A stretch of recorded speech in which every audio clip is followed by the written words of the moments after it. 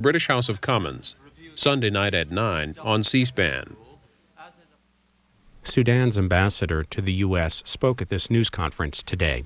He responded to Secretary of State Powell's recent remarks that actions by the Sudanese government and militias constitute genocide. This was hosted by the group Give Peace a Chance in Sudan. It's an hour.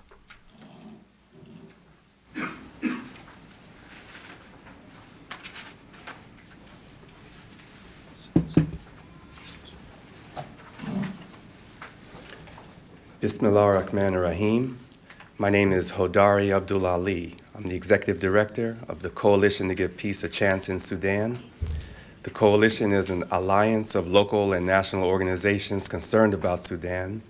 We're concerned about the international intrigue taking place in Sudan. We're concerned about the propaganda campaign being waged about Sudan. We called this press conference to help set the record straight. We have three reasons for calling this press conference this morning. Number one, we wanted to give the Sudanese ambassador the opportunity to respond to the false charges of genocide issued by Colin Powell. Number two, we wanted you to have an opportunity to hear from some credible eyewitness observers who have recently returned from Darfur to share with you their observations. And number three, we wanted to give you an idea of the growing support within the African American and Muslim community to combat this propaganda campaign against Sudan. The format of our press conference is as such. Each participant will speak. The total amount of the presentations will take about a half an hour, then we'll allow a half an hour for a Q&A. So when it comes time for the Q&A, we'd just like you to identify yourself and direct your question to a participant. We're going to begin with Qari'ah Harun Ahmed. He is the ambassador of Sudan to the United States.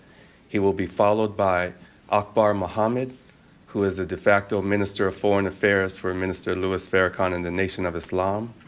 He will be followed by Imam Khalid Abdul Fattah Griggs, who is an activist, a journalist, an author, and the Imam of the Community Mosque of Winston-Salem, North Carolina. And he will be followed by Mari Sullikan, who is the Executive Director of the Peace and Justice Foundation, an activist organization based here in the Washington, D.C. area with a national impact. So we'll begin first with Qari'ah Harun Ahmed, the Ambassador of Sudan to the United States.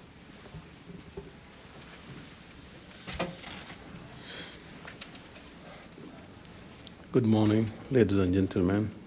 Assalamu alaikum, Muslims. First of all, let me express my appreciation and thanks to Coalition of Give Peace a Chance in Sudan for their sincerity and for help the Sudanese people at this critical time in our history. In his testimony before the U.S. Senate Foreign Relations Committee, Secretary of State Honorable Colin Powell has accused the government of Sudan as an accomplice in genocide he says is occurring in Darfur, Western Sudan. I and my government are very dismayed at this characterization by the Secretary of State and implore the American public to take a closer look at the humanitarian crisis in my country and devise positive ways to help people there. We urge Americans to note that the methodology used by the Department of State operatives to reach this weighty conclusion was flawed from the outset. Peace-loving Americans need to know that the observations that drew these conclusions were prepared by an American investigating team. Thank you.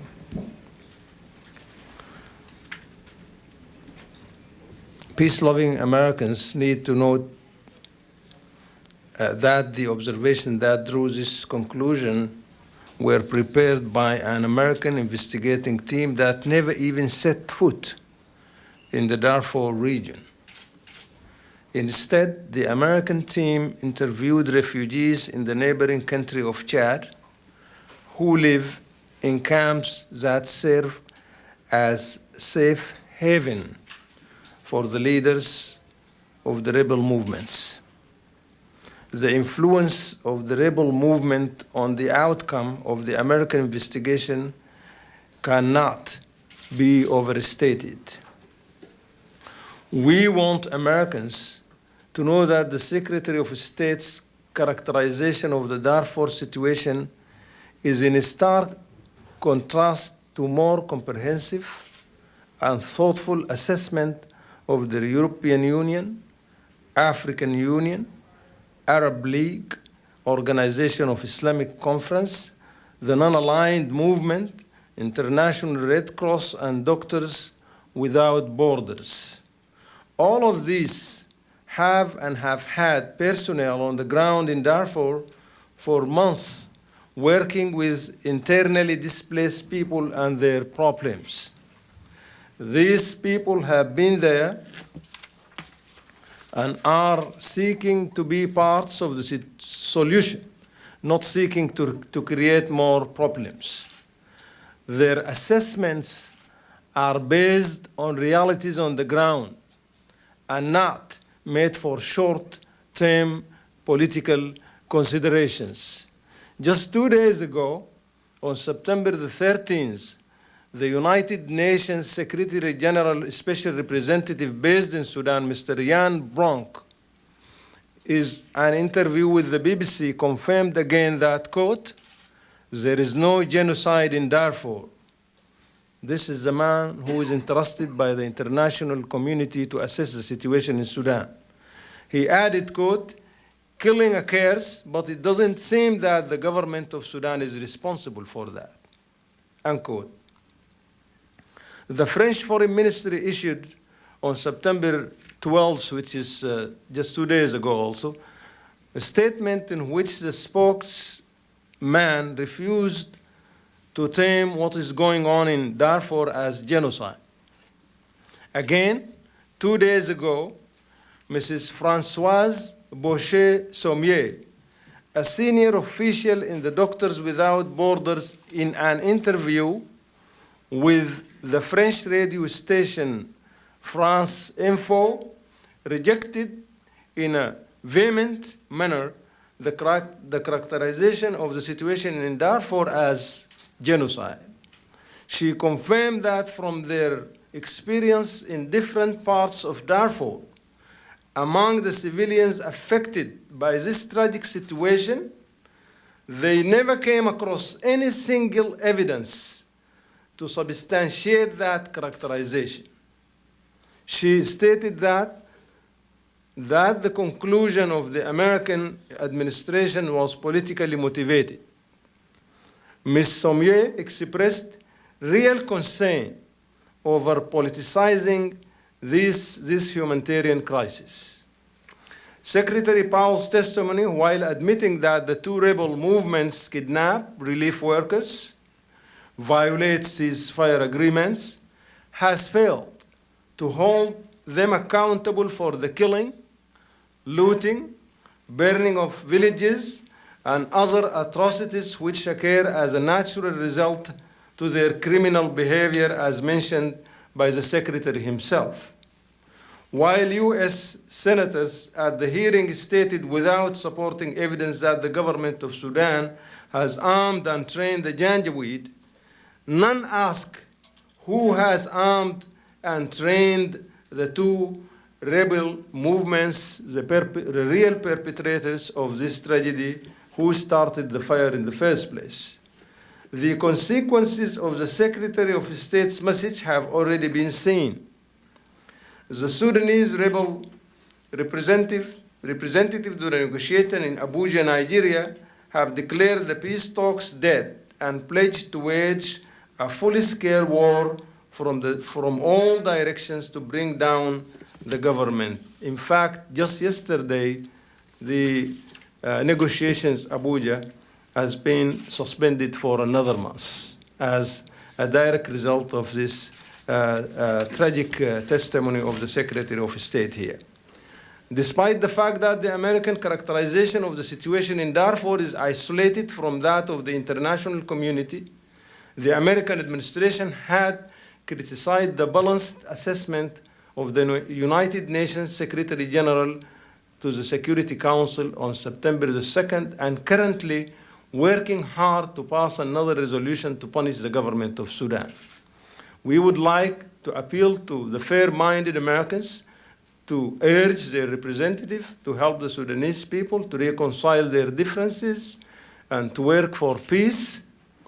Bashing, condemnation, and imposition of sanctions would only aggravate the situation there and create more suffering and misery. And I'm glad to announce that now you are about to hear from people who just came from Darfur region, people who saw with their own eyes the realities of the situation there. They belong to different walks of life and different religious as well as civic organizations. Thank you very much.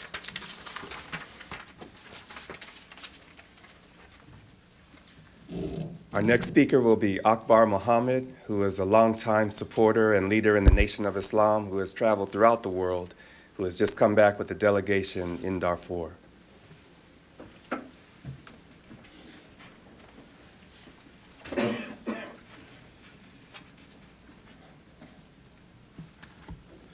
Bismillah ar-Rahman ar-Rahim.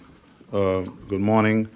I want to thank His Excellency, the Ambassador, and the group that pulled together this press conference. And I want to, first, we just returned 2 days ago from the Sudan. And I want to share with you briefly what we found and what the message that's been conveyed by the American press and the impact of Colin Powell's appearance before a Senate committee. I'd like to start with Minister Louis Farrakhan, the leader of the Nation of Islam, was approached about 3 weeks ago by a highly visible person in the entertainment field. And he said that a group had come to him to condemn the Sudanese government and to join the protest and the arrest in front of the Sudanese embassy. His mind was that he didn't know enough about the international arena. He didn't know enough about Sudan, so he picked up the phone to call Minister Farrakhan. And Minister Farrakhan explained to him, he said, well, my brother, before you condemn the government in Khartoum, you have the means, why don't you go to the Sudan and see for yourself? And take a highly visible delegation, a cross-section of African Americans with you. And then he went on later to ask him, and why don't you be in St. Louis, why don't you talk to Brother Akbar, myself? He knows something about the Sudan and the current situation. So this person did not go to the Sudan, but it stopped him from joining the chorus of those who are condemning the Sudan. And to me, this is very important because he was approached by an outside entity. It wasn't his reading of the New York Times, calls from people who were suffering in the Sudan, but an outside entity, and not from the African American community, approached him because of his highly visible position in the African American community to join the chorus. My name is Akbar Muhammad. I'm the international representative for Minister Louis Farrakhan and the Nation of Islam. My focus in the Nation of Islam is the continent of Africa. I've lived in the country of Ghana for 10 years, where I still have a home and I travel back and forth. In my years in Africa, I've visited 37 African countries to date, and before God takes me, I hope to visit them all. My first visit to the Sudan was 1977, and I've traveled many times to this country through different administrations to the Sudan. The Sudan, which is the largest land area country in Africa, has a mixed culture, and many people who look at the Sudan do not understand the dynamics. We went to the Sudan because we noticed that the African American community was the focus of attention on this attack of the government of the Sudan. And it's a repeat history of what happened with the slavery issue in the Sudan. When the slavery issue started in 1993, it was a group out of Boston, a Dr. Charles Jacobs, a Jewish gentleman who started the Anti-Slavery Coalition. His focus was Mauritania and the Sudan, and there's always been problems in those areas between the nomads or herders and those who were farmers. This is not a new phenomenon. from Mauritania to Mali to Chad to the Sudan and Libya, this problem has gone on for hundreds of years. But this particular time, the focus now has been on genocide. But what we found is that this is a repeat performance, and for some reason, there's a concerted effort to destroy the existing government in Khartoum. If you look at the book, and I would recommend especially those who are journalists, Pat Buchanan's book, he mentions the Sudan in here. And in this book, he's attacking the policy of this government vis-a-vis the Islamic world and showing that Bush gave Osama bin Laden what he never wished for when he attacked Iraq. So on that list is the country of the Sudan. And the thing that is painful to me, and those of us that we are associated within this country, that they have used the African American community, many of them apolitical, and the Congressional Black Caucus to launch the same kind of attack that they launched over the issue of slavery, saying that an Arab-led government in Khartoum had backed Arab militias to make slaves out of black Christians in the South. When the story was exposed to be a fraud, they went so far as even to produce on Touched by an Angel a piece on television where they showed school children all across America collecting money to go to the Sudan and buy slaves from Arabs and feed them. Then a minister, a prominent minister in Boston, said he went to Sudan with a load of money that he raised from his congregation and other fair-minded Americans who thought they were doing good. He freed 5,000 slaves. And then when it was discovered by first The Guardian out of London that this whole slavery scheme was a part of a propaganda, a move by special interest groups that wanted to destroy the Islamic government in Khartoum because they gave a base to Islamic Jihad and Hamas, and there was a concerted effort to destroy that government, and it has not stopped. I am not a novice to this. I'm not a new person. When the charge of slavery came, Minister Farrakhan said we have to look into this because if there are Arab or either not Arabs, but black people making slaves out of other black people, then we have to condemn that action and condemn those who are behind it. I took 3 delegations to the Sudan.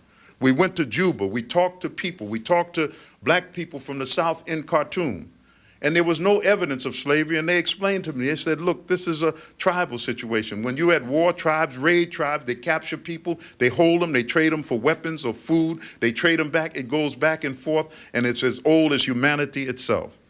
In Uganda, where the Lord's Resistance Army was fighting the government of Museveni, they captured people, young girls, young boys. They never used the term slavery for them, they used them abductees. But in the Sudan, because of this direction to destroy the government of the Sudan, it's called slavery. And what is painful to us in the African American community, and I'm not saying this because I'm a Muslim, I've been a Muslim 44 years of my life, but what is painful, we are given an agenda, and we are expected to use that agenda in our community, in our churches, when we don't know the facts on the ground.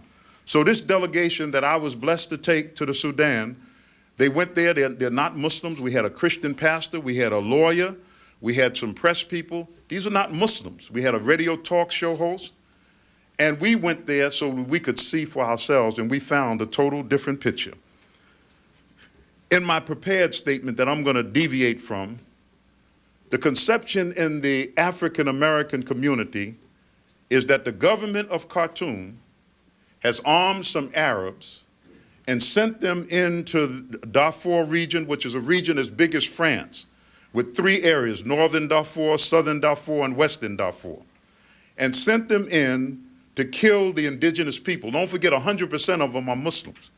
And when you say Arab to a black American, he thinks of a Lebanese, a Syrian, somebody who looks like the spokesman from Saudi Arabia, not Prince Banda, but this is his mind of what an Arab is. Or the corner grocery store man who is selling is from Palestine or Syria or Chaldean from Iraq. That's his concept of an Arab. And with that continuously fed to him, he thinks that some white Arabs have been armed by a white Arab government to kill black Africans, to rape their women, burn their villages, kill their babies and old men in order to take their land for some purpose that the government has. This is the picture in the general black community. This is why Joe Madison is fasting. This is why Congressman Charlie Rangel was arrested in front of the Sudanese embassy. This is why there's been protests day after day, because they say there's a racist policy emanating from the government of Khartoum to wipe out black Africans in the Sudan, while it's a total different picture altogether. If you notice, those members of the press who are in this room, whenever you wrote a story on Libya, you showed a picture of Muammar Gaddafi. Whenever you wrote a story on Lebanon, you either showed Lahoud, the president of Lebanon, or the prime minister of Lebanon. When Saddam Hussein was in power, every time you mentioned Iraq, his picture was shown. When you mentioned Iran, you show a picture of Khatami. So whenever you mention people in that part of the world, you show their pictures. How many pictures, as much as Sudan has been in the press, how many pictures of the president of the Sudan have you seen? And I can tell you in this room, very few of you even know what he looks like, because he doesn't fit the propaganda network that's out there, especially in the black community, because he's a black man, my complexion or darker. And all of his ministers, and I have a picture of him that I got from the vice president when I was in the Sudan. I have plenty of pictures of Omar Bashir, but I got a picture of late so that you can ask, is there a conspiracy in the press? I don't know. By the editorial in the Saturday's New York Times and the story in New York Times, there may be a conspiracy by the press so that Bush can do what he wants to do with a government that they have a problem with. The fact that the Clinton administration bombed a pharmaceutical plant, when it was found out it was a mistake and the government quietly apologized, why wasn't that in the front of the news? That we made a mistake, it was really a pharmaceutical plant. Why haven't the people been compensated as of date? The apology was low key, it was on a diplomatic level, but it didn't reach the headlines of the newspaper.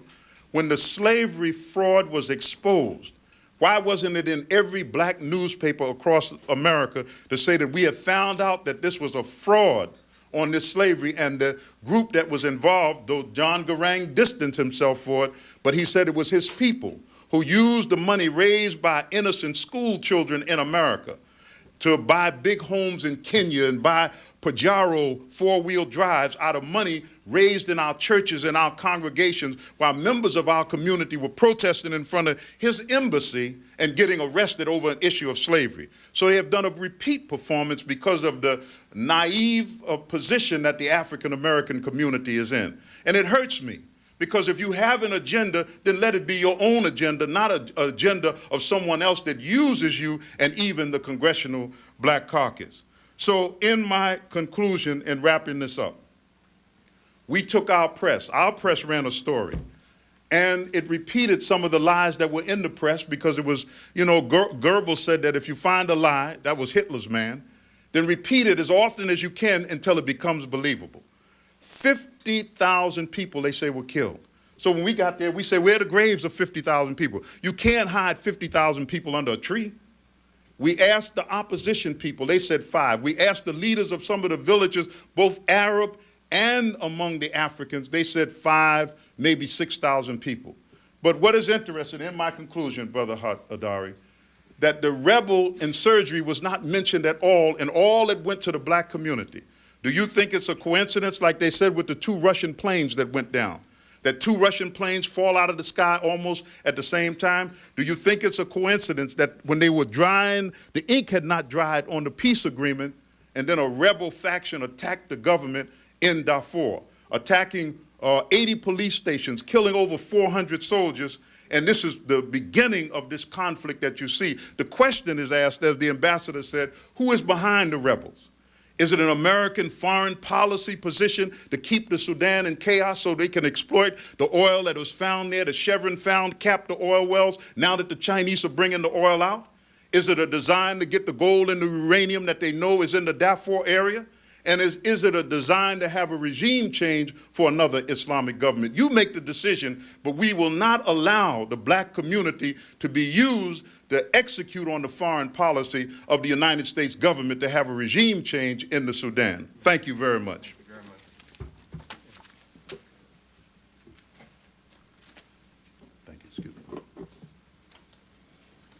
Thank you, Brother Akbar. And I want to just take this opportunity to bring to your attention, remind you, February 26, 2002, the Washington Post exposed that slave redemption was a fraud.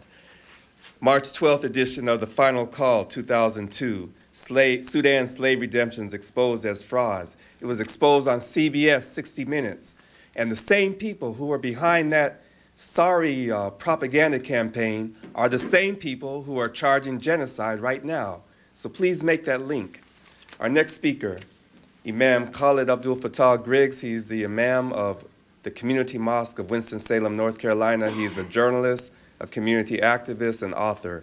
And he also has recently returned from Darfur.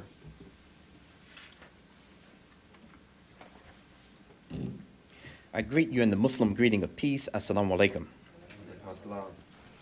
I would like to thank the Coalition to Give Peace a Chance in Sudan for putting together this event so that the citizens here in the United States may for the first time begin to get an understanding about what truly is happening in the Sudan. I'll say at the outset that I am an African-American Muslim who was born and grew up in the southern part of the United States, in the South, in a South that had an apartheid system of racial separation during my upbringing. So when I was invited by the Islamic Society of North America to be part of a 10-person delegation to go to the Sudan, I brought with me a kind of special sensitivity to racial discrimination because of my upbringing in North Carolina. And so I have to be very clear in saying that when I got on that plane going to Khartoum, not for the first time, but going this time, believing the charge of genocide, as my brother Akbar has stated, by the image of these white Arabs who were oppressing and raping black Africans, I have to admit when I went there, I was poised and ready to attack, Ambassador, any member of the Sudanese government for allowing this and being a part of this form of genocide, this modern day genocide. But I also have to say from the time that we went into the airport, Khartoum International Airport, something became very clear to me. And that was that by no stretch of the imagination, by no anthropological or sociological measurement, could I or anyone else in our delegation be able to make a distinction between those persons classified as Arabs and those persons classified as African. As a matter of fact, it reminded me of quite a bit of my own family, where there are members who are very dark complexion and members who are very light complexioned. As a matter of fact, it gave me, because of my own background, it gave me a kind of disgust when I realized how much I had been fooled. Now, let me go on a little bit with the experience, and I'm not speaking on behalf of the Islamic Society in North America. I'm reflecting upon my personal experiences in trying to determine whether or not genocide was being committed in the country of the Sudan. We had the opportunity in the Sudan to speak with members of the government. We talked with members of those tribes, in particular the Darfur and the Zagawa tribes, those who were either in the camps that we went to, the 2 camps we went to in Darfur. We spoke with them. We spoke with so-called Arab leaders and tribal leaders, in particular Musa Hilal from the Zagawa tribe. We talked with the head of the Shari'a, or the governing tribal council in Darfur for the Zagawa tribe, Muhammad Ahmed Sheikh. We talked with so many people on all sides of this equation, and we came to one conclusion as it related to the ethnic composition of these people, and that was that the distinction of being an Arab tribe was more of a linguistic or a definition based on language than having anything to do with ethnicity. That the so-called Arab tribes were tribes that spoke only Arabic. and that the tribes who were classified as Africans spoke an African language and Arabic. So it was very revealing to us, especially someone like myself who was ready to jump on the members of the Sudanese, the representatives of the Sudanese government. It was very revealing to first discover this. And then, as we moved around, we were able to talk with Kofi Annan's special representative, Jan Prock. And he told us very clearly that the problem in the Sudan was a very complex problem. It is a problem that has a very long history. It is a lot of things, but it is not genocide, nor is it ethnic cleansing. We talked with Gerald Gallucci, the charge d'affaires in Khartoum for the United States government. He too told us that the problem is very complex, that all parties who have been involved in this, what is clearly a humanitarian disaster, that all of these parties have some stain or blood on their hands, that no one is blameless. But Gallucci told our delegation as well, the United States charge d'affaires told this delegation it's horrible, it's complex, but it is not genocide, nor is it ethnic cleansing. Mohammed Ahmed Sheikh, the head, as I mentioned, of this largest tribe in Darfur, the Zagawa tribe, who was the head of the Shari'a, this governing tribal council, who his tribal members were a part of the rebellious faction of the rebels, who armed themselves and attacked many of these police stations that Brother Akbar talked about, and killed so many people, and went to airports in Darfur and blew up planes on the runway. And subsequently, the government of Sudan, not having the military or physical capacity to stop this carnage themselves, had done what was described to us by Mohammed Ahmed Sheikh and by Musa Halal. He was the head of a 300,000 person Arab tribe who was darker than the complexion that I have myself. But Musa Halal told our delegation that after this so-called African designated tribe attacked and started killing people, that the government came in and they did ask some of the tribes, both Arab and African, to help us stop the carnage that is going on here in Darfur. And so I'm standing here not as someone who's trying to apologize or try to make excuses for a government that has been guilty of genocide or ethnic cleansing, because, as I said at the beginning, I'm extremely sensitive to that issue because of my personal history and my family's history. And so I would never, in my right mind, be an apologist for anyone, any government, any individual who challenges and kills and murders and rapes people based on their race or ethnicity. In closing, I'd like to say that the two camps that we were privileged to go into were on the polar opposites as far as their development. We went into a camp, Zamzam, which at the time that we went in there had been established for about a month. It was a newly established camp of over 14,000 people. There were many things that came to our attention that were very surprising. One was that because of the general state of poverty, the conditions that existed in Darfur, and it's not just in Darfur, Sudan, with all of its natural resources, is a very poor country. But what we discovered there in Zamzam, we found people who were living in adjacent villages to the Zamzam camp who had not been driven from their land, who had not been bombed or attacked by anybody, but who were living in the camps, and found that the living and conditions in the camps were better and easier than the conditions in the villages in which they live. And so I want to end by saying, and we found similar situation in Abu Shuk, which is a very large camp of about 44,000 people, that the pretext by which these rebels in particular the Justice and Equality Movement and the Sudanese Liberation Army, or Sudanese Liberation Movement, the pretext that was given for attacking and making these attacks and trying to put this kind of physical pressure on the Khartoum-based government was that there is inequitable distribution of the resources by the government in Khartoum. And I stand here today to tell you with my own eyes, with my ears, with all of the senses at my disposal, I had the opportunity to look at some of this distribution of the so-called existing resources, even in the capital of the country, the Khartoum. It is a very poor country.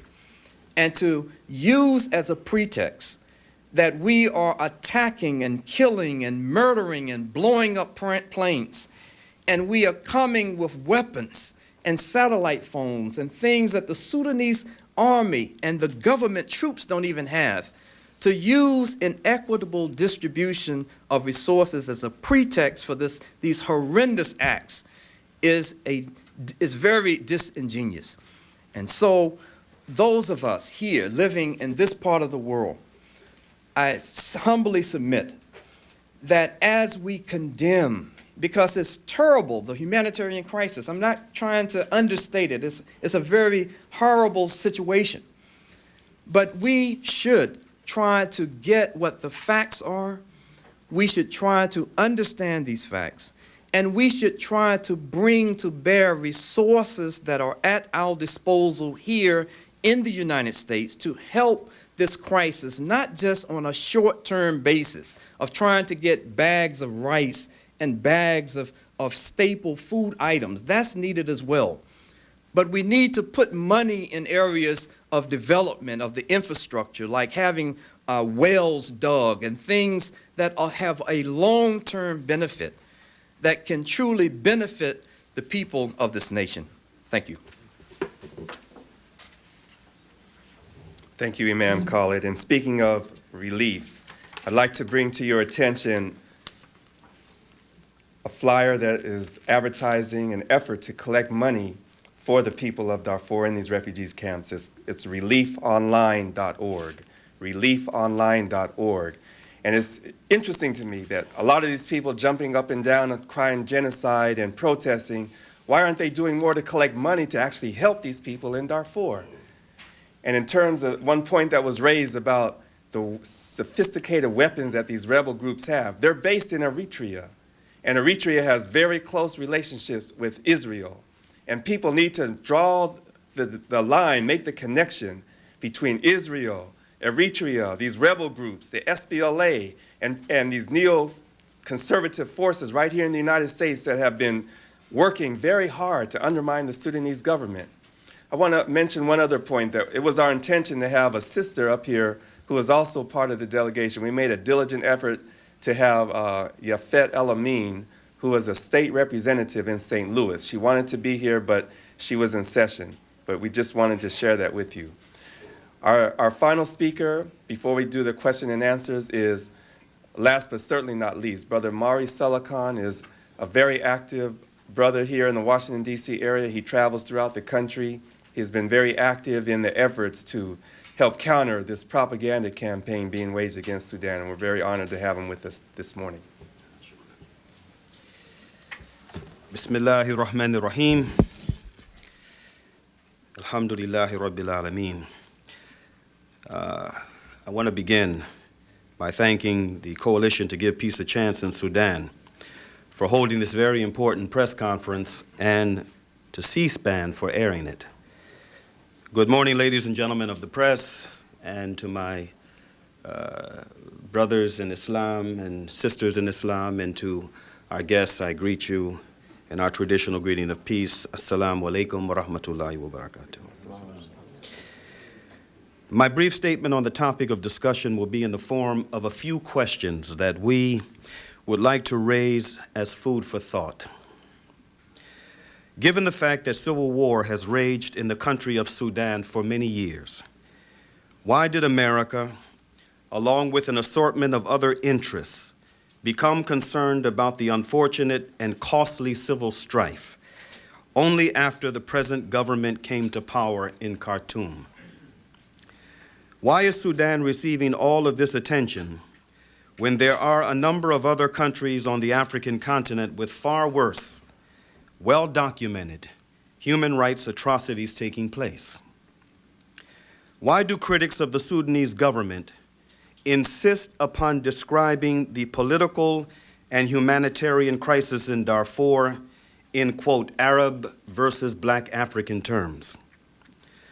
Why this consistent portrayal of the Janjaweed as an Arab militia when this label within Sudan is not restricted to Arab tribes?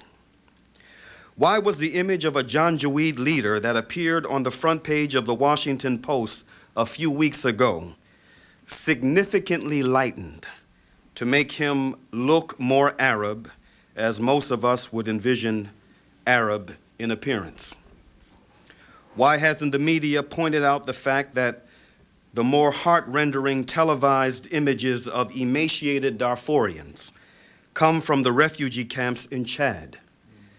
And why isn't the Chadian government being held accountable for such conditions in the court of public opinion? Why is the suggestion repeatedly being made that a systematic and widespread campaign of rape as a weapon of war is being conducted in Darfur when the findings from such respected entities as the World Health Organization suggest otherwise? Why did U.S. Secretary of State Powell designate the Darfur crisis genocide after emphatically stating just a few weeks earlier that what he witnessed when he visited the region did not meet the legal definition of genocide? Further, after making what appears to have been a political decision to redefine the crisis, why did he call for a, quote, full UN investigation, end quote, after branding it genocide? Shouldn't the investigation have come first? Why have some of the same individuals and groups who strongly criticize the US and Britain for orchestrating a militaristic charge into Iraq under the cover of what the late British Prime Minister Winston Churchill might term, quote, a bodyguard of lies, now become advocates for a similar campaign of aggression against an African Islamic state?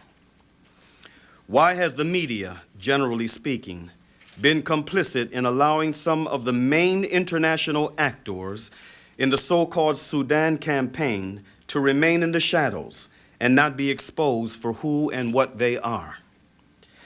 Why haven't the fabricators of the, quote, slavery in Sudan lie of a few years ago, some of the same actors embroiled in the current propaganda campaign, been fully exposed and held accountable for the previous campaign of false and malicious propaganda against the government in Khartoum? Why hasn't what may arguably be considered the greatest example of state-sponsored genocide in the world today, a crisis which has now gone on for more than a half century, in an occupied land historically known as Palestine, not received the same amount of concern and scrutiny by the U.S. government, the UN Security Council, evangelical Christian organizations, and Jewish organizations ostensibly dedicated to civil and human rights, as has the crisis in Darfur? Why is the media once again failing in its responsibility to raise the tough questions? And finally, what would be the human and material cost of needless military intervention in Sudan? These are just a few salient questions that we raise concerning the crisis in Darfur, questions which underscore the reason why there is growing concern and activism around this issue within the Muslim American community, and particularly among Muslims of Afro-American descent. I thank you for your time and attention.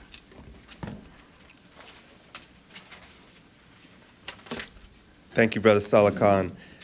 Want to now give an opportunity for you to ask questions. I'd like you to please identify yourself, your affiliation. I want to also take this opportunity to bring to your attention a website, darfurinformation.com. which is a very good, excellent source of information about Darfur.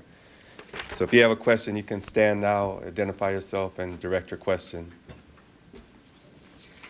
Want to also bring to your attention that Jesse Jackson was invited to the press conference. He also recently returned from Darfur, and he also has not been using the word genocide to characterize the unfortunate situation taking place in Sudan. Yes, sir. My name is Askia Muhammad. I'm with the Final Call newspaper. Yesterday on Capitol Hill, Senator Brownback, Congress members Tancredo, Payne, and Wolf proposed a 30,000-member peacekeeping force composed of 10,000 Sudanese troops, at least 10,000 from the African Union, to go into the region and to establish relief. I'd like to ask the ambassador, would your country send as many as 10,000 troops to the Darfur region, and would you welcome at least 10,000 from the African Union? And if I may, Mr. Salikan raised the question, who would pay for such a, the challenge was issued by Congressman Payne, put the boots on the ground, and then challenge the West to pay for the relief effort. Would the government of Sudan send 10,000 of its own troops and welcome 10,000 at least from the African Union to help in relief efforts in that region?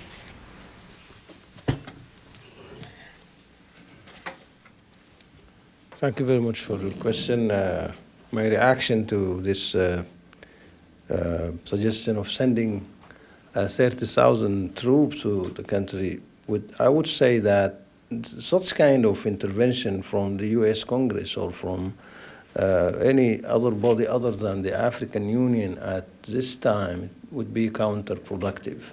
I think since the whole issue is handled currently by the African Union, we should give the African Union a chance to fix the situation there in Darfur rather than to intervene again. I mean, one of the problems which we have currently, you remember on July the 3rd that Secretary General Kofi Annan agreed with the Sudanese government to fix the situation within 90 days, within 3 months. And while he was still in the region there, the United States pushed for a resolution which came to be 1556, which cut off that 3 months to only 30 days. And now we end up again with the United States is trying to pressure the international community to pass a new resolution to punish the government. So frankly, I doubt the sincerity of the people who would jump every time in order to sabotage the good efforts of the African Union. The African Union is a credible body, trusted by the government as well as by the rebels there. So I think, and it is also in contrast to the Chapter 8 of the United Nations Charter, which say that if there is any regional conflict handled by a regional organization, it should be left there till they themselves give up. Maybe the African Union at a certain point would come and say, we couldn't handle this. It's up to the United Nations to handle it. But since that this is not the situation right now, I think the whole issue should be left totally to the African Union to handle. The government in Khartoum would be open-minded. If we feel that we could not fix this situation ourselves, we would ask our brothers and sisters in the African Union to do the job for us.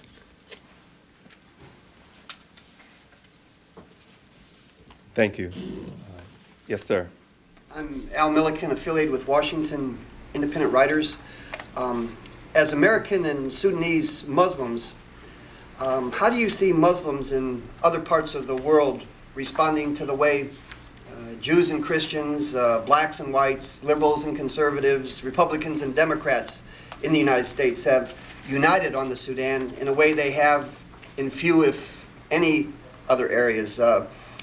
And do you have concerns that this may be affecting Muslims around the world in the way They are responding to the war on terror.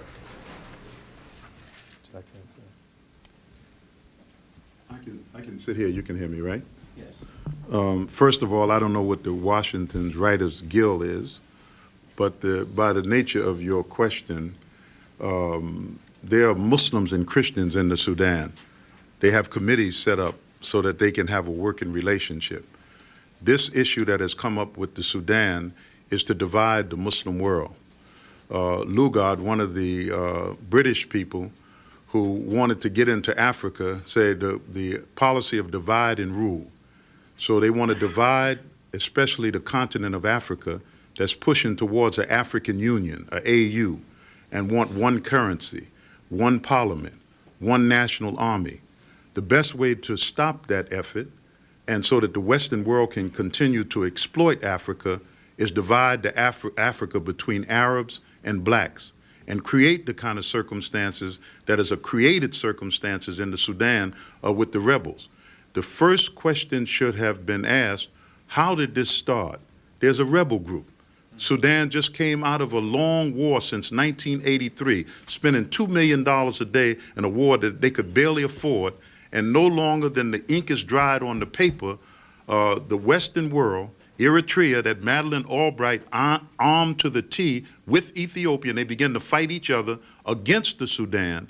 Now those same weapons are finding their way into the Darfur area, and it's obvious that the Western world is trying to divide Arabs from black Africa, and so they can slice Africa up in countries in Africa as they sliced up former Yugoslavia. Let me add to that too. As an African American and as a Muslim, we see the attacks on Sudan as part of the attack on Islam worldwide, as part of the smear campaign. Islam is the fastest growing religion in the United States. And within the United States, within the African American community, it is growing by leaps and bounds, even since 9/11. And so if there can be this terrible portrait painted of Sudan, this is a deliberate effort, we feel, to try to distance African Americans from Islam and from their Muslim brothers in Sudan who love African Americans and who look just like us and who love us. And I want to take this opportunity to point out that on Friday, in front of the Sudanese embassy at 1:30, there's going to be a Juma prayer service of Muslims from throughout the area to pray for peace in Sudan and to show our solidarity with our Muslim brothers and sisters. Please, go ahead. I'd just like to add a very quick comment, and that is that as an African-American Muslim, I think all of us, as African-American Muslims, we're all concerned about the impact or the effect that this charge of genocide labeled against the Sudanese government will have on the spread of Islam in this country, as Brother Hodari said. But also, Sudan as a country is very strategic to not only Muslim Africa, but the African continent as well. We had the opportunity while we were in Sudan to meet with and spend a lot of time with one of the leaders of the Muslim community in Rwanda, Sheikh Salih Habimana. And Sheikh Salih, who lived through one of the worst genocides, definitely of this century, of last century in 1994, where 1 million people were killed in 100 days, was very clear in saying that the Sudan was critical to the continent. It helps feed the rest of the nations. That pharmaceutical plant that was destroyed by under the orders of Clinton was producing pharmaceuticals for malaria, and it's a ripple effect that these drugs were passed all over the continent. So it's a ripple effect of what happens in Sudan on the impact that it has on the rest of the continent. So Sudan is strategic to not only the African continent, but it's also strategic to the spread of Islam, or the obstacles presented to the spread of Islam in this country. We've been joined by Imam Johari Abdul Malik, who is the Muslim chaplain at Howard University. He's the director of outreach at Dar al-Hijra Masjid, one of the largest masjids in the area in Virginia. He's also the president of the Community Coalition of Muslim Organizations here in the Washington, D.C. area. Our time is just about up, but I didn't want our session to end without giving Brother Johari an opportunity to share a few comments with you. Bismillah ar-Rahman ar-Rahim. Alhamdulillah Rabbil Alameen. praising the Almighty and giving thanks for the opportunity to be with you this morning. I don't want to repeat much of what the others have said, except to say, as a person who just returned from the region maybe a month ago, it seems strange to us that people would have been there, and while they're on the ground, we met with representatives of the United Nations, representatives from the United States embassy's representatives. And at that time, Colin Powell was saying that there's no genocide. And then when he gets back to the House, then he flip-flops. Oh, sorry, that's what the Democrat, whatever, you know what I'm saying. That the reality is, and I don't want us to get caught in between, that currently there is a humanitarian crisis in Sudan precipitated by a civil war. And while the United States government, the enemies of Sudan who are part of an anti-Sudan campaign, are arguing about whether it's genocide or not, it's holding up people of goodwill from delivering the humanitarian relief that needs to come to help foment the peace in Sudan. And so for me and you, I'm going to suggest to you, let's these people who are fixated on the genocide question, tell them if they're so concerned about the people of Sudan, then let them come forward in their churches, in their synagogues, in their mosques, and provide the humanitarian relief that is needed in Sudan. We visited camps where they need tons of food on a regular basis because of the effects of sanctions, because of the effect of desertification, and because of the effect of the current civil war. So that's my comment to you. Today, we need to be about the business of providing the kind of relief that we say as a civilized nation that we should be providing, and we ought to focus our efforts there on cooperating with people on the ground to take care of those brothers and sisters in Africa who we say we're so concerned about them that we ought to follow it with some actions, not with fomenting violence, not by ostracizing friends, but by, alhamdulillah, providing the kind of humanitarian relief that is needed in the Sudanese conflict. Assalamu alaikum. Thank you, Brother Johari. Our time is up, but I want to again invite you listening to go online, reliefonline.org. This is your opportunity to show your concrete concern for the people of Sudan. And the bottom line for us at the coalition is this. We were lied to about weapons of mass destruction in Iraq, and the same people are lying to us about genocide in Darfur for the same reasons, to install a puppet government to steal oil. And we feel that the exact motivation is at play with Sudan. Demonize the government, try to have regime change, put in a puppet government, go in there and steal the oil. So we thank you very much for coming out. Again, our time is up, but we want to encourage you to perhaps do interviews with all of the participants. This is a topic that deserves more attention. And give it the fair attention. Realize that there's two sides to this story. So we thank you on behalf of the Coalition to Give Peace a Chance in Sudan. We thank you very much. Ladies and gentlemen of the press, before you pack up and go, I should note that on September the 29th, I believe that's a Wednesday, September 29th, there's going to be a live broadcast of this issue with both sides of the issue represented at the table.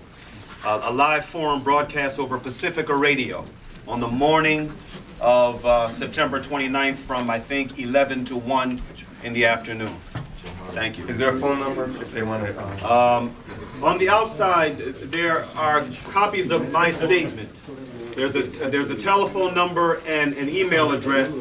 I can get you more additional information if you like, if you just contact me there.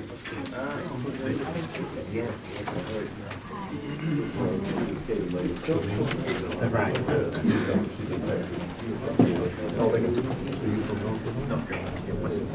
Are you okay to get it? You wanted to.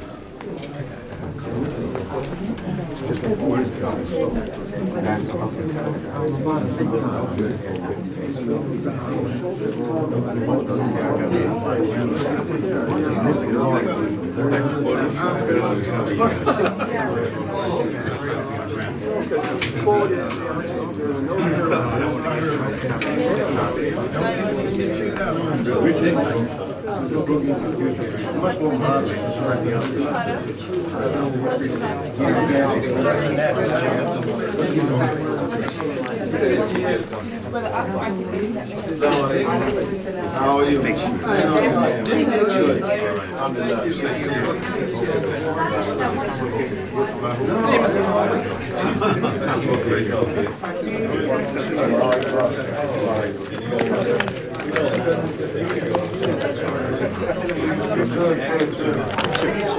Keep up the good work.